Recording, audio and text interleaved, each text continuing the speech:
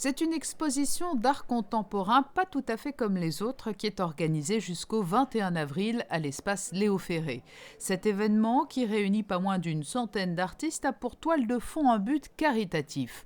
Franck Nicolas, qui est à l'origine de la création de la Nuit des associations à Monaco, organise en effet en parallèle de cette exposition aux multifacettes une grande vente aux enchères samedi. C'est vrai qu'on s'est servi quand même de la base de données des artistes du monde qui ont vraiment été la cheville ouvrière de cette organisation. Nous, on est un peu novices dans cette action, ces actions-là. Mais en revanche, la centaine d'artistes a répondu présent, pensant que justement parce que c'était une première, il y avait moyen de pérenniser cet événement à travers le temps.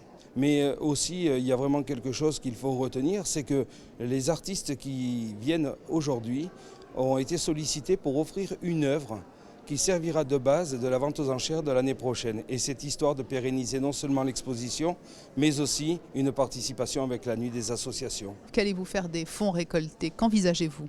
D'une part, les fonds récoltés seront mis avec les jackpots du cœur, et d'autre part vont servir aussi au développement du passeport associatif, puisque nous, notre idée, c'est que tous les bénévoles de la Principauté de Monaco, je rappelle qu'il y a 1000 associations en Principauté de Monaco, c'est que tous les bénévoles et leur passeport associatif d'offert.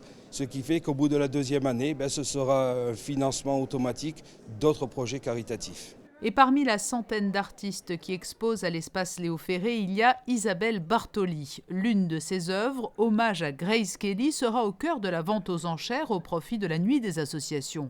Elle a été signée par le prince Albert II.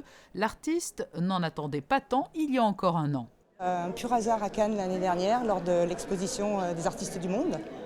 Et Francky Nicolas est passé dans mon stand et a eu un coup de cœur pour cette œuvre qui aujourd'hui arrive. Et je vais vous dire une anecdote. Je souhaitais vraiment qu'elle arrive au Palais. Vraiment. Cette toile représente tout simplement l'amour que j'ai pour Grace Kelly, avant tout, qui est une grande dame, qui aujourd'hui est parmi les étoiles. D'ailleurs, on peut voir les étoiles qui sont légèrement collées. Et j'ai voulu la rendre intemporelle, parce qu'elle est intemporelle. Et dans ce collage, j'ai mis un livre, comme sa vie qui défile, qui sera infinie, qui sera intemporelle, et quelqu'un que j'affectionne particulièrement.